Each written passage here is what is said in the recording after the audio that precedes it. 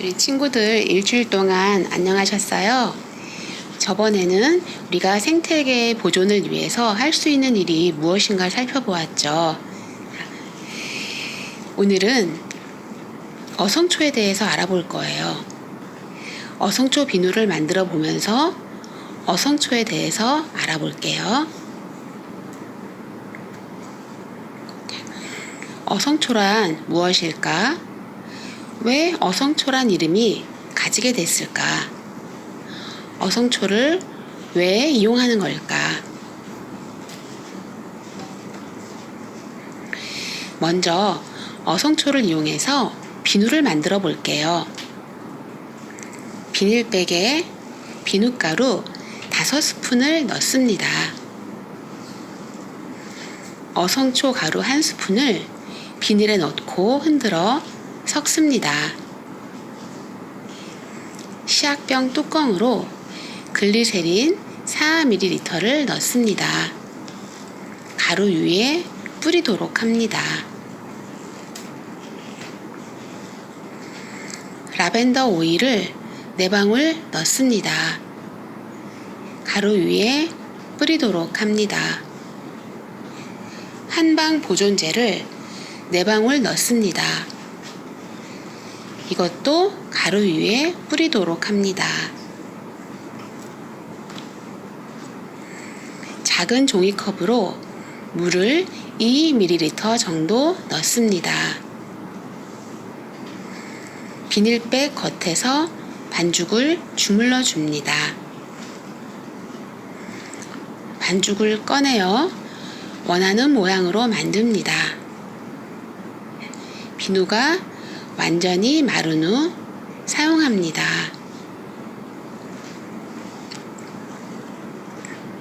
자, 그럼 어성초란 무엇일까요?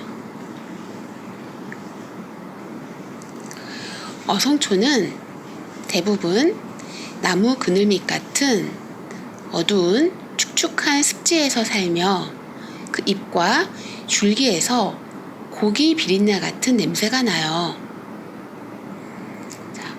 어성초 뿌리는 가는 뿌리 줄기가 가로로 길게 뻗어가면서 영양 번식을 해요. 영양 번식이란 뿌리나 줄기 같은 것으로 번식을 하는 방법을 말하는데, 이렇게 뿌리로 어성초가 새롭게 생겨나는 거예요. 어성초 잎은 길이가 3에서 8cm로 끝이 뾰족하며 가장자리가 밋밋하고 비린내가 나요. 어성초 줄기는 곧게 서서 자라며 높이가 20에서 50cm로 세로 줄무늬가 있고 비린내가 나요. 어성초의 꽃은 5월, 6월 사이에 피고 줄기 끝에서 나오는 꽃 줄기 끝에 여러 개의 꽃이 매달려요. 꽃잎은 타원 모양의 흰색이고 1.5에서 2cm 정도예요. 그래서 어성초에서 비린내가 나는 부분은 잎과 줄기예요. 어성초는 다른 이름도 가지고 있어요. 사진을 보면 위는 어성초, 아래는 메밀인데 둘이 비슷하게 생겼죠? 어성초는 잎과 줄기에서 비린내 비슷한 냄새가 나기 때문에 식물에 붙여진 이름이에요.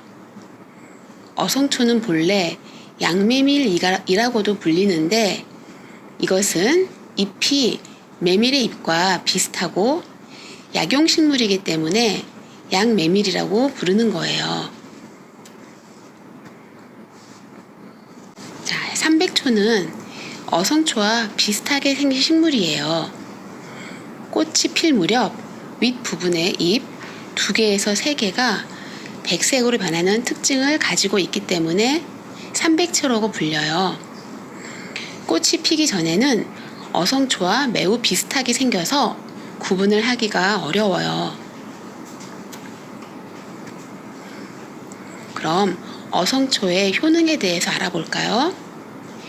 어성초가 줄기와 잎에서 비린내가 나는 이유는 정유 성분이라는 것을 가지고 있기 때문이에요.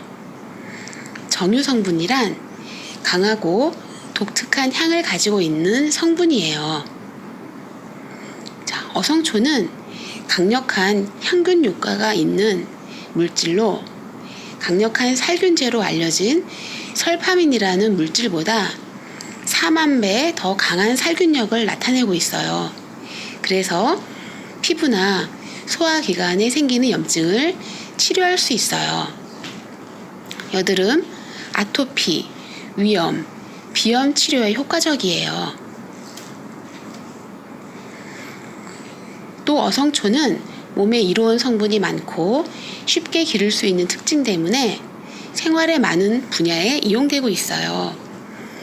어성초를 이용해 비누, 얼굴에 바르는 팩, 마시는 차, 돼지 사료에 이용되기도 해요. 그럼 어성초는 잡초일까요? 약초일까요? 어성초는 재배한 식물인지 아니면 잡초인지 약초인지 모른 채 몸에 좋다는 말만으로 사용되고 있는 식물이에요.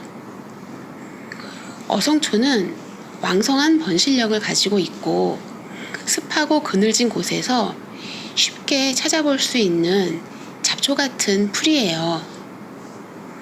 그래서 처음에는 잡초로 생각이 되었지만 아토피에 좋다는 이야기가 나오면서 약초로 사용되기 시작했어요. 그럼 잡초란 무엇일까요? 자, 잡초는 우리가 생각하기에 쓸모없는 풀을 잡초라고 할 수 있어요. 그러나 어성초와 마찬가지로 우리 주변에는 몸에 좋은 잡초들을 쉽게 찾아볼 수 있어요. 자, 민들레는 생잎으로 먹는 것이 가장 좋은데 나물로 무쳐 먹거나 차를 끓여 먹을 수도 있어요. 변비나 간에 좋은 식물이에요. 강아지 풀은 쌀이나 보리 등에 섞어 밥을 짓거나 죽으로 끓여서 먹을 수 있는데 눈을 맑게 해주는 성분이 있어요. 엉겅퀴는 무쳐 먹거나 튀겨 먹기도 해요. 피를 그치게 하는 지혈 작용에 매우 좋습니다. 토끼풀은 맛이 달고 상큼해서 샐러드로 먹거나 녹즙으로 이용할 수도 있어요. 마취 성분이 있어 통증을 줄이는 데 좋고 폐결핵이나 천식에 효과적이에요. 자, 먹을 수 있는 꽃들도 있어요.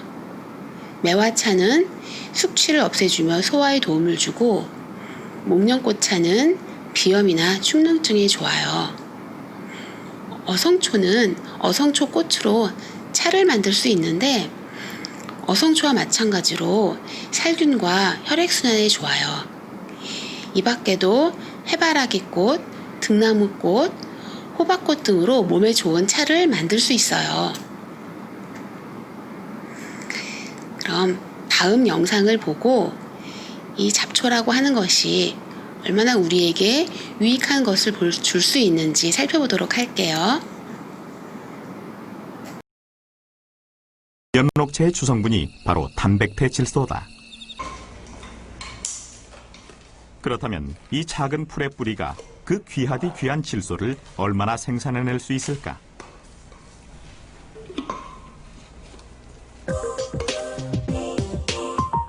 분석 결과는 예상보다 훨씬 더 놀라웠다.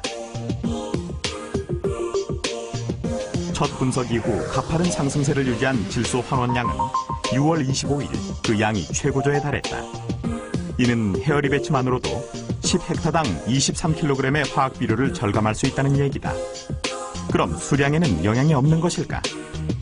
지난 2003년 농촌진흥청에서 수행한 실험에 따르면 헤어리 배치만으로 농사를 지은 것이 오히려 관행농에 비해 헥타당 적게는 310kg에서 많게는 660kg까지 수량이 많은 것을 확인할 수 있었다. 무엇을 먹느냐가 화두가 된 참사리 시대. 그동안 줄 수도 안 줄 수도 없었던 화학 비료. 하지만 헤어리 배치란 잡초 하나로 그 고민은 완벽하게 해결되고 있었다.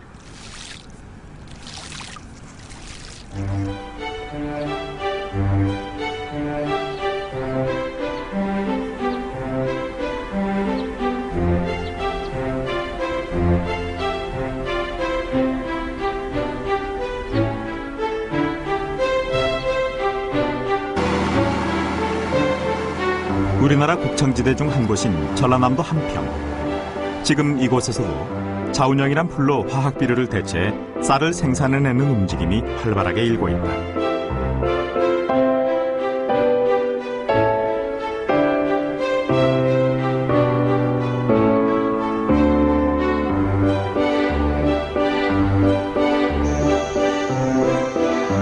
하지만 아직도 여전히 제2의 자운형이 제3의 헤어리 비치가 잡초란 이름 속에 갇혀 우리에게 천대받고 있는 실정이다.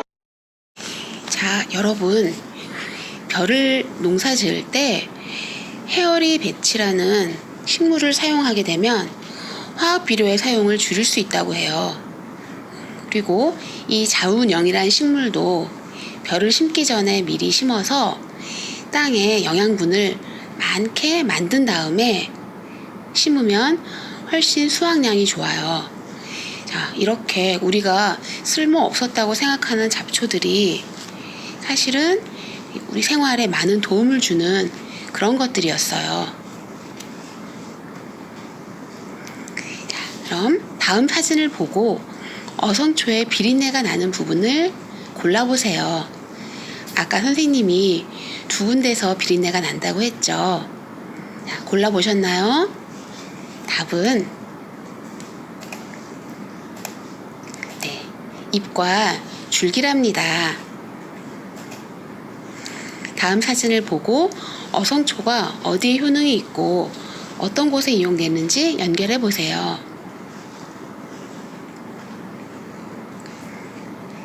자, 생각해 보셨나요?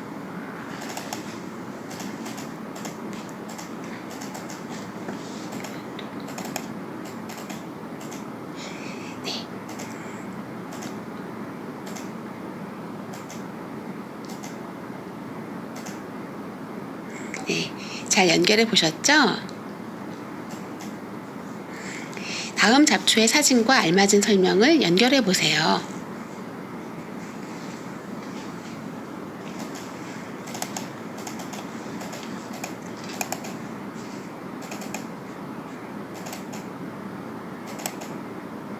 네, 잘하셨어요. 다음 중 어성초에 관한 설명 중 맞는 것을 골라보세요.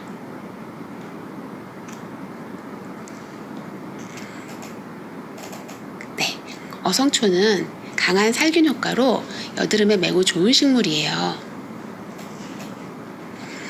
오늘 어성초란 무엇인지, 잡초는 어떤 것인지 알아보았죠? 오늘 배운 내용을 탐구 일기장에 잘 정리해 보아요. 그럼 다음 이 시간까지 안녕.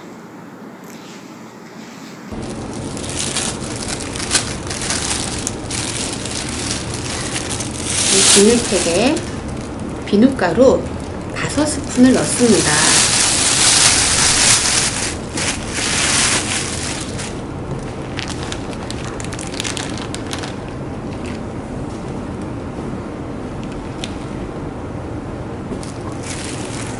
크게 넣어주세요.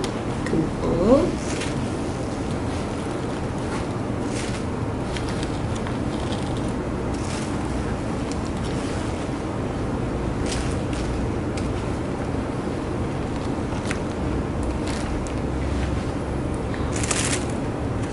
작은 스푼으로 어성초 가루 1스푼을 비닐에 넣습니다.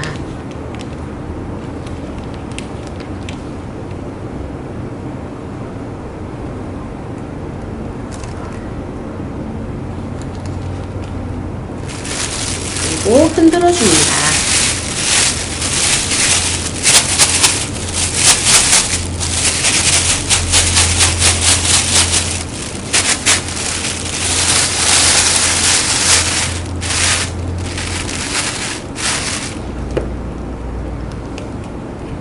이 병 뚜껑으로 글리세린 4ml를 넣습니다.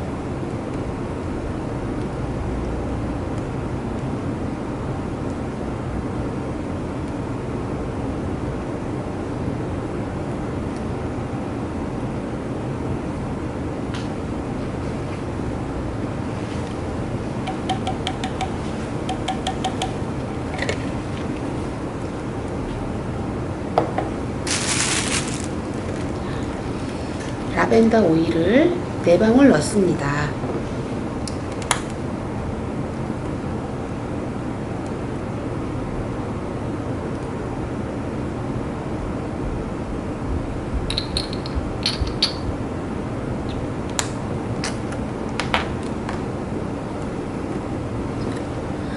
한방 보존제를 4방울 넣습니다.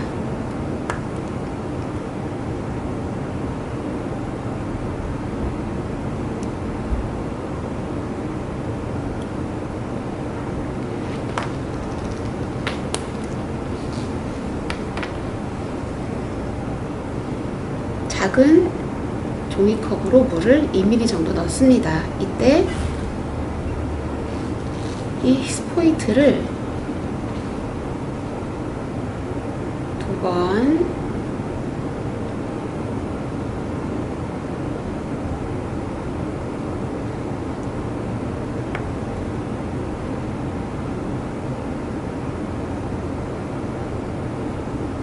넣어주시면 됩니다.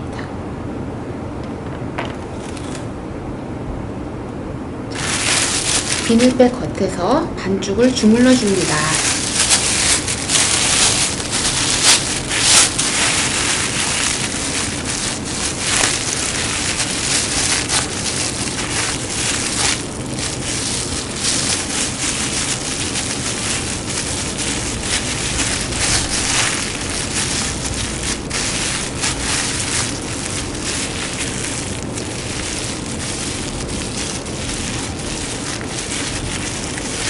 잘 주물러 주세요.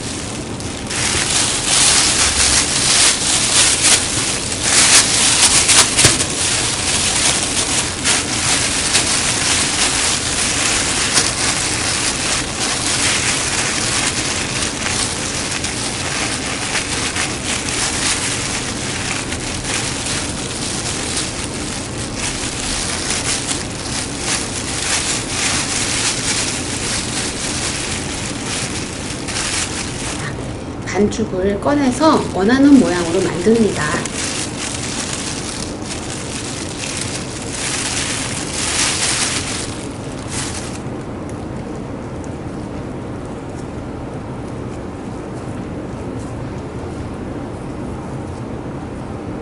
선생님은 둥글고 납작한 모양으로 만들어 볼게요.